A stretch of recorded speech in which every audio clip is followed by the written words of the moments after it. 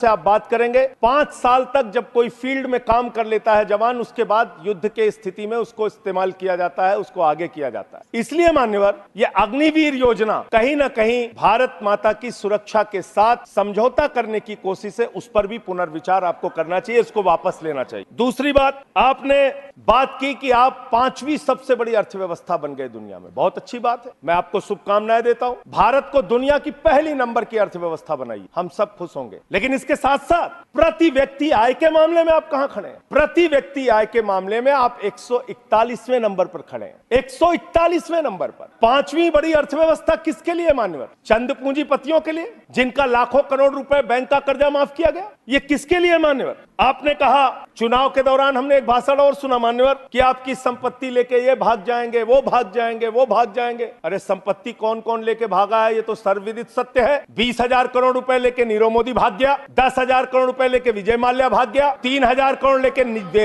ललित मोदी भाग गया। ये कौन है? ये कौन है बड़े बड़े पूंजीपति? और मान्यवर, दूसरे सदन में इनका दिया गया जवाब है। मैं चाहूंगा आपके माध्यम से सरकार को इसका जवाब जरूर देना, तो उसके बारे में मेरे साथ ये बहस कर सकते हैं, जो प्रस्ताव लाना हो ला सकते हैं। ये सर्वविदित सत्य है, मैं आपको बता रहा हूं मान्यवर। 3,53,000 करोड़ रुपए बैंक सेटलमेंट के, 3,53,655 करोड़ रुपए बैंक सेटलमेंट के नाम पे 43 कंपनियों का माफ किया गया। आपने रेलवे की उन्नति की चर्चा की है, वंदे मेट्रो की चर्चा की है। हमारे एक मित्र कह रहे थे ट्रेन में सफर, मैं शायद ट्रेन में भी सफर किया हूं, रोड से भी सफर किया हूं, इतना सफर किया हूं कि उसके आंकड़े जब सामने आएंगे तो वो एक गाथा लिखी जा सकती है। उस ट्रेन में सफर करने वालों की हालत आज क्या है? इंसान को भूसे की तरह भर के एक जगह से दूसरे जगह जाना पड़ता है मान्यवर। आपने इस देश के नौजवानों के साथ क्या किया? पेपर लीक पे पेपर लीक, पेपर लीक पे पेपर लीक, नीट का पेपर लीक, उत्तर प्रदेश में दरोगा की भर्ती का पेपर लीक, गुजरात में पेपर लीक, राजस्थान में पेपर लीक, बिहार में पेपर लीक। 2 साल में 70 पेपर लीक हुए मान्यवर, 70 पेपर लीक।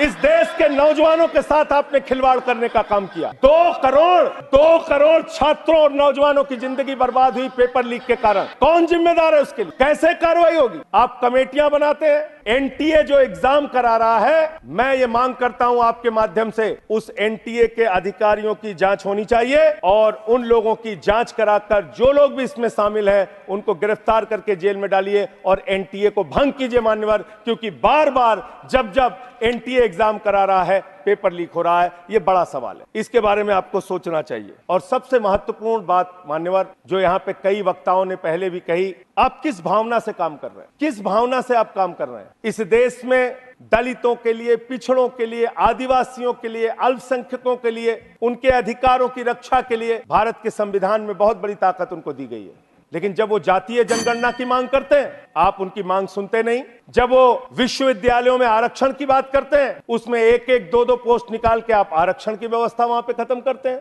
जब वो अपने साथ होने वाले भेदभाव की चर्चा करते हैं, आप उस पर भी रोक लगाते हैं। मान्यवर, अमृत काल के अंदर ये सवाल तो आपसे बनता है, ये पूछना तो आपसे बनता है कि जब प्रभु श्री राम के मंदिर का शिलान्यास हुआ तो तत्कालीन राष्ट्रपति वहां पर क्यों नहीं थे? जब उस प्रभु श्री राम के मंदिर का उद्घाटन हुआ तो मौजूदा राष्ट्रपति वहां पर क्यों नहीं थे? पिछड़ों के प्रति, दलितों के प्रति मान्यवर, ये रवैया ठीक नहीं है। इतना भेदभाव, इतनी दुर्भावना ठीक नहीं है। इस देश के दलितों को, पिछड़ों को, आदिवासियों को, अल्पसंख्यकों को अपना मानिए। इस चुनाव ने एक संदेश आपको यह भी दिया है कि हम कोई पाकिस्तान नहीं है, हम अफगानिस्तान भी नहीं है, हम हिंदुस्तान हैं और हम मिलकर रहना चाहते हैं। पूरी धर्मनिरपेक्षता को मजबूत करके मिलकर रहना चाहते हैं। संविधान को अपने आगे रखकर मजबूती से उसके साथ चलना चाहते हैं मानव। ये देश हिंदुओं का भी है, मुसलमानों का भी है, सिखों का भी है, ईसाइयों का भी है, बौद्धों का भी है, जैनियों का भी है। ये देश सबका है मान्यवर। इस भावना से आप देश को आगे लेके चलिए, पूरा देश आपके साथ खड़ा होगा। इतनी नफरत, इतनी दुर्भावना आपके मन में क्यों है? क्यों आप सबको अपने से दूर करने की कोशिश करते रहते हैं? इस पार्टी को भारतीय जनता पार्टी ही रहने दीजिए। पार्टी को मान्यवर भारतीय झगड़ा पार्टी मत बनाइए, मैं इन लोगों से कहना चाहता हूं। और हिंदू धर्म कितना विराट धर्म, कितना विशाल धर्म है। हिंदू धर्म तो वसुदेव कुटुंबकम की बात करता है, कहता है पूरा विश्व हमारा परिवार है। हिंदू धर्म कहता है मान्यवर, कोई भी पूजा हम लोग खत्म करते हैं, कहते हैं धर्म की जय हो, अधर्म का नाश हो, प्राणियों में सद्भावना हो, विश्व का कल्याण हो। लेकिन अफसोस है कि भारतीय जनता पार्टी की मानसिकता है प्राणियों में दुर्भावना हो, प्राणियों में बंटवारा हो, प्राणियों को आपस में बांटा जाए। कि किस तरह से आप लोग मुद्दों से ध्यान हटाना चाहते हैं। सभी का ध्यान बांटा जा रहा है, सभी का ध्यान बांटा जा रहा है। ये हिंदुस्तान बांटा जा रहा है, सभी का ध्यान बांटा जा रहा है। ये हिंदुस्तान बांटा जा रहा है। हमें ये मंदिर और मस्जिद दिखाकर हमारा ध्यान बांटा जा रहा है, हमारा ध्यान बांटा जा रहा है। भारत के प्रधानमंत्री कहते हैं ये मोदी की गारंटी है, एक एक भ्रष्टाचारी को जेल में भेजूंगा, इस बात की गारंटी है। मुझे खुशी हुई, प्रसन्नता हुई प्रधानमंत्री के इस बात को सुन के। लेकिन जब मैं देखता हूं महाराष्ट्र में 70,000 करोड़ का घोटाला करने वाला बीजेपी के साथ, छगन भुजबल बीजेपी के साथ, नारायण, ठीक है नाम नहीं लेता हूं, नाम नहीं ले रहा हूं मैं। माननीय प्रधानमंत्री जी ने कहा किसी भी भ्रष्टाचारी को नहीं छोड़ूंगा, इस बात की गारंटी है। लेकिन पूरे देश में जब हम लोग निगाह उठाते हैं तब मुझे उनके नारे का मतलब समझ में, वो नारा ये है कि एक भी भ्रष्टाचारी को नहीं छोड़ूंगा, ये मोदी की गारंटी है। सारे भ्रष्टाचारियों को बीजेपी में शामिल करूंगा, ये प्रधानमंत्री की गारंटी है। ये गारंटी है आपकी। अच्छी बात है, कीजिए, तरक्की करेंगे आप लोग। और यहां पर बैठा हुआ कोई व्यक्ति क्या इस हैसियत में है कि वो राम को ला सकता है? नहीं, भगवान श्री राम हम सबको लेके आए हैं। भगवान इंसान को लेके आता है, कोई इंसान भगवान को नहीं ला सकता। और प्रभु श्री राम के लिए हमारे एक बहुत पुराने कवि हैं यमुना प्रसाद उपाध्याय जी, उन्होंने लाइन लिखी थी कि तुम्हारी पोल पट्टी खोलने लग जाए तो क्या हो, तुम्हारी पोल पट्टी खोलने लग जाए तो क्या हो, अगर मंदिर की मूरत बोलने लग जाए तो क्या हो, बताओ ब्रह्म बेला में जहां तुम पाप धोते हो वही सरयू का पानी खौलने लग जाए तो क्या हो। आज सरयू का पानी उबाल मार रहा है। महोदया, जिक्र किया गया कि भारत दुनिया का सबसे बड़ा लोकतंत्र है और बहुत अच्छे ढंग से चुनाव संपन्न हुआ। लेकिन ये चुनाव कई घटनाओं का साक्षी रहा महोदया। इस चुनाव के अंदर हमने देखा विपक्ष के नेताओं को पकड़ पकड़ के कैसे जेल में डाला गया। ईडी का, सीबीआई का, जांच एजेंसियों का दुरुपयोग करके राज्यों के मुख्यमंत्री को जेल में डाला गया, मंत्रियों को जेल में डाला गया। इस चुनाव में हमने देखा भाषा का स्तर। भारत के प्रधानमंत्री महंगाई पे बात नहीं करते महोदया, बेरोजगारी पे बात नहीं करते महोदया, किसानी पे बात नहीं करते। इस देश के अंदर अग्निवीर योजना के कारण भारत की सीमा को कमजोर करने का आपने काम किया, उस पे बात नहीं करते। भारत के प्रधानमंत्री, बड़े अफसोस के साथ कहना पड़ रहा है, कभी मुगल पे बात करते हैं, कभी मटन पे बात करते हैं, कभी मदरसा पे बात करते हैं, कभी मछली पे बात करते हैं। और हद तो तब हो गई जब देश के प्रधानमंत्री मुजरा जैसे शब्द का इस्तेमाल करते हैं। शर्म आती है, दुनिया के सबसे बड़े लोकतंत्र के प्रधानमंत्री ऐसी भाषा का इस्तेमाल कर रहे हैं। माननीय राष्ट्रपति जी के अभिभाषण में अमृतकाल की चर्चा की गई।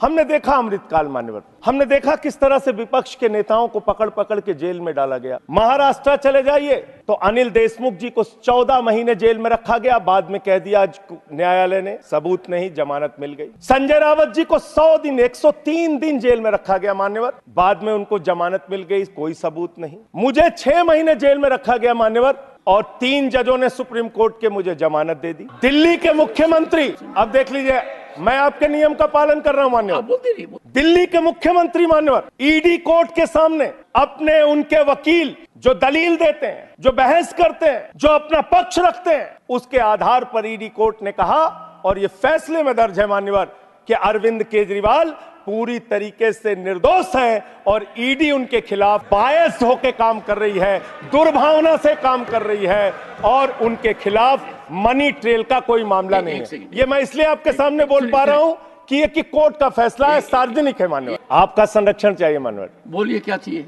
तो आपने बिल्कुल ठीक कहा मान्यवर, वो मामला हाई कोर्ट से स्टे हो गया। मैं मानता हूं, मैं अगली बात यही कहने जा रहा था, लेकिन वो स्टे किन परिस्थितियों में हुआ मान्यवर?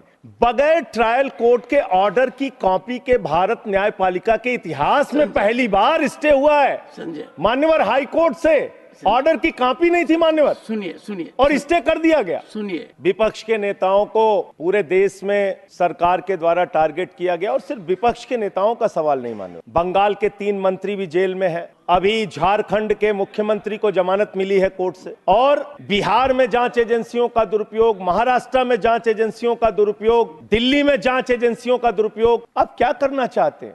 मैंने अटल जी का भाषण सुना मान्यवर, उन्होंने कहा दुर्भावना से राजनीति नहीं होती, बड़े दिल से राजनीति होती, बड़े मन से राजनीति होती, बड़े मन की राजनीति करना सीख। ऐसे विपक्ष के लोगों को टारगेट करना ठीक नहीं है, ये अच्छी राजनीति नहीं है आपकी।